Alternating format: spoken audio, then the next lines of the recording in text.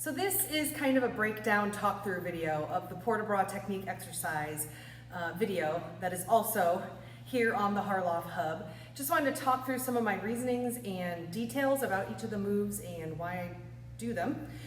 First of all, why do I do a port-de-bras technique exercise? Because in marching band, when we're trying to get wind players to do expressive movement, a lot of times they are doing drill and maybe not playing. And so their horns down at a carry position, which leaves their arms free to be expressive and to contribute to that dance piece or that movement piece. So I developed this exercise with some things in mind, that when we ask a band person or a horn line member to move their arm through space, there's a lot of variables that go into that. Which direction their palm is facing, what's the shape of their hand, what is the path to get from here to here? Is it a sweeping path? Is it up this way? Is it up this way?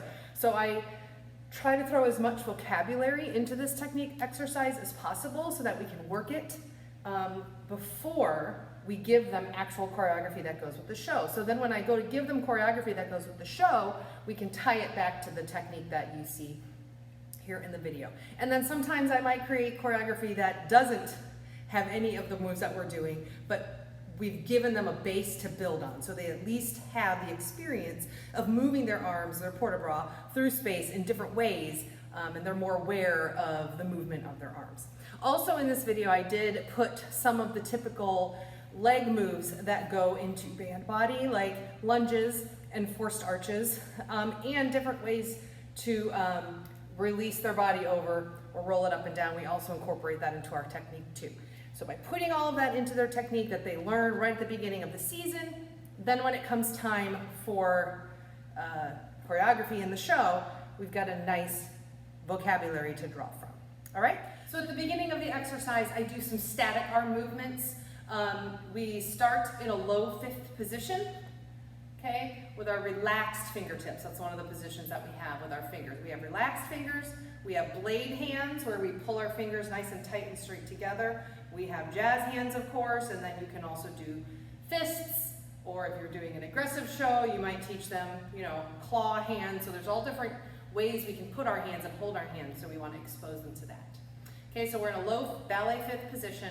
Then we hit a ballet second, and in the exercise I have them holding so that the staff has a chance to kind of evaluate what this second position looks like. A reminder, in second position, your arms are not behind you, they're not even right next to you. They're slightly in front of you, and there should be a downward slope from shoulder to elbow to wrist. Okay, a lot of times we get the droopy elbows or chicken wing arms, and so we say, imagine you're wrapping your arms around friends or family, right? And so you kind of get that up and over with the elbows. All right, so low fifth, second, and then we go to high fifth. And high fifth, again, is slightly in front of you. It's not next to you, and it's definitely not behind you. I tell the kids, if you take your eyeballs and look up just with your eyeballs, you should be able to see your fingers there, okay? And again, a lot of kids, when they think high fifth, they think about like ballerinas and they, like little kids, and they bend their elbows. So I always tell them, think about lifting. Your elbows will naturally round when you drop your shoulders, okay? And now I'm gonna pause here and talk a little bit about that. Doing arm-ography or port-de-bras with band members, that is the number one thing you've got to fix. And that is that as arms move up, shoulders press down. So you keep a nice long neck. Okay, so immediately we're building that here at the beginning, that as they do these arm shapes, their neck does not shorten.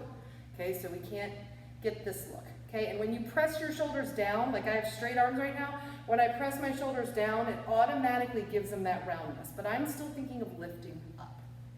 Okay, then from here, we press to a straight blade second position that is more directly to the side. So it's not ballet second, it's more of a straight palm down. Just again, building that vocabulary so they can feel the difference between this and that, okay? And then we move into our smooth fourth. So we go back to low fifth, we bring it up through space this way to high fifth. Then we open up to second position. We do a little squeeze here, and we hug the beach ball in and out. Again, as I'm moving, I'm pushing those shoulders down, moving my arms through space, and then back down. And we repeat that, and open, in, out, and down. Then we explore a different way to get our arms from here to here, right? This is one way. Coming out through the side is another way, but we also have what I like to call the armpit lift, where they kind of drag their fingertips past their armpit to get up here. And we've had to use this a lot because sometimes we're doing, we want their arms to go up in space, but they're so close together that they can't go this way, you know, or there's people in front of them. So this is a nice path to take. But you have to differentiate, you know, that if you want it to look clean, like we like to do in the marching band world. Okay, so then we go up past our pit, and I have them hit this checkpoint where their elbow is up, and then they go to a, let me lower down here, a blade, and they also raise their chin here. Okay, so while I'm teaching them vocabulary with their arms, I am also starting to explore expressive communication, that performance piece, you know, where instead of just going like this, we're going to add the head and follow it. Follow our eyes to our hands. Okay, so let's start developing some of those qualities. So we go up, and we open, and then we do the other side, and we open, and then we do both, but when we get here, instead of lifting up, we push forward, and we have those jazz spread out fingers, okay? And as we do that, again, here's another expressive element, we drop the head back, okay? And also thinking of pushing those shoulders down, right? So we're not going like this, we're pushing here, okay? And then we open up, flex palms, come back, upright, and then we relax the fingers as they drop down, and we repeat that. Okay? Now we're ready to do some, what I like to call sweeping arm movements. Okay? Sometimes we can we have our instrument at our side, and we can use our arms to do big sweeps. So we have to teach what a sweep looks like. We also have to talk about the toaster plane, and if you're in color guard, you probably are very familiar with the toaster plane. If you're not, all it means is the toaster plane is the flat plane. So when we say do these sweeps in your toaster, we like to imagine that we're a piece of bread in a toaster, and there is a hot wall of coils here, hot wall of coils behind us, so we want to sweep our arms in this safe space. If our arms go forward or back, they get burned, if that makes sense, okay? So we are going to take a step with our left foot, and we're going to reach across with our right arm, okay? So I call these cross sweeps, where they start with the arm crossing the body, kind of closing the shoulder off to the audience. And we do 2 counts to parallel, 2 counts up, 2 counts to the other side, 2 counts down. Okay, then we go to single counts, where we go side up, side down, but we're gonna add that forced arch dig, which we see a lot of marching bands use in choreography. So I'm just bending the knees, I'm doing a plie, both of my knees are going to this end zone, and I'm turning this back leg and pressing that heel up. It's called a forced arch, okay? So it's not this. I've really got to force the arch and push that heel up. Okay, so I just add that on the reach, and then I turn back open to my second position with my feet. And I do that 2 times. Then I reverse it to the other side. Sweep and up, side and down. Then we go faster with the forced arch. 1, 2, 3, 4, 5, 6, 7, 8. Then we do what I like to call open sweeps, where instead of crossing, we're going to take the arm and reach it this way, right? So we have counterclockwise and clockwise reaches. We want to expose the kids to both, so when we add them in the choreography, they understand there's a difference, okay? And then the directionality of it. So again, I'm just going to do the 2 counts all the way around, and then this time when I add some lower body, I'm just going to lunge, and I'm going to do straight up and down lunge. So when you lunge the body and band, which again, another very, very common piece of vocabulary that we use for band members, you want to be able to define, is the lunge a straight up and down lunge, right? So I have a straight leg, bent leg, well, what's my body doing, okay? Sometimes we do lunges with the body straight up and down. Sometimes we do what's called a bar lunge, where your body matches the line of your leg. So you let that body tilt into that diagonal. This one I have is a straight up and down. So they keep their body pulled away from that arm. They're not leaning into it. See the difference there? Okay, so then we do 1, 2, 3, and 4, 5, 6. And then we do the other side. 2 counts around, so they feel that path. Then we add the lunge, Then we do full out windmills, okay? Windmills are when one arm follows the next, okay? So we do 2 counts, 2 counts. Here is where the other arm engages, okay? We've done windmills in our choreography in the past, and we learned that a lot of kids just didn't understand the timing of it. So we're trying to train them to feel that openness there at the height of the windmill, okay? So we do 2 counts, 2 counts, 2 counts, 2 counts, 2 counts, 2 counts. We hold out the rest of the phrase, and then we just windmill around, no extra body. Okay, we do 2 single count windmills. Then we just reverse it, okay? Pretty simple. After that, we do what I like to call the swipe and scoop. All right, so the swipe and scoop, we're gonna take our right hand, we're gonna reach it in front of us, parallel to the ground. We're gonna wipe off the table, right, like we're clearing the table, and then as we get back here, our hand digs in and the elbow bends. So I get to this position. Gotta keep that elbow out of my ear. Okay, and then from here, I'm gonna push out, like I've got a pizza on my platter and I'm serving it to someone. When I do the push out, now I'm gonna do that bar lunge. So I'm leaning in towards the hand and I'm also looking out over the hand. I'm not looking straight down at the hand, I'm looking out and over, okay? Also thinking of keeping a nice long neck. All right, so that's 4 counts. It goes sweep, scoop, 3 and 4.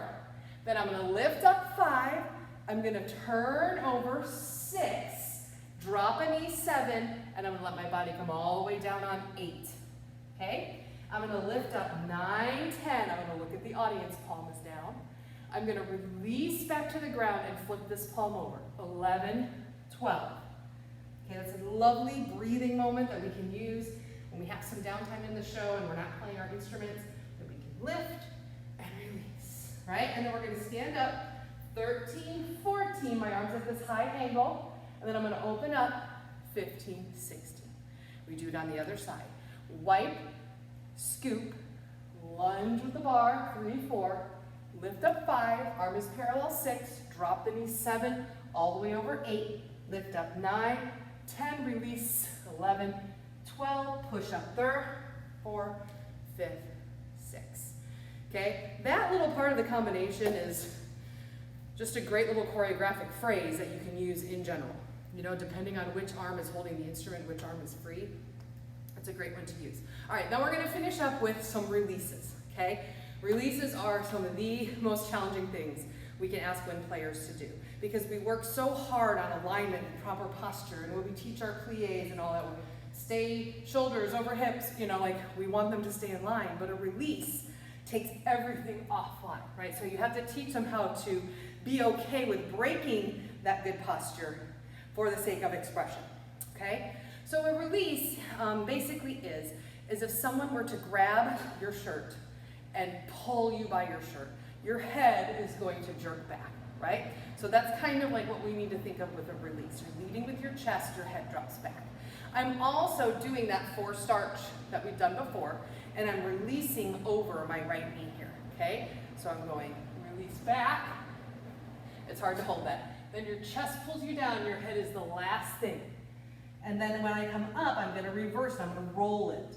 So my vertebrae stacks back up and my head is the last thing. And I release down to this side, okay? It's going to look awkward for band members for a while, okay? And some, if you try to use a release in your band body program, it takes some development because a lot of kids are just shy. They don't want to let their body do that. You know, they're very rigid about it. So we have another exercise that we use where we go like this. We go shoulders, elbows, arms, and we release straight down in second position and roll it back up. So that's, we just repeatedly do that until they start feeling that breath and drop and how everything releases over. It's hard for them to give that up, but great vocabulary and expressive quality to introduce to them and use in your technique. Okay, so that was kind of a breakdown and explanation of the things you saw in my port-de-bras or my arm-ography technique video. Please let me know if you have any questions in the comments below and I will help you as best I can. Thanks.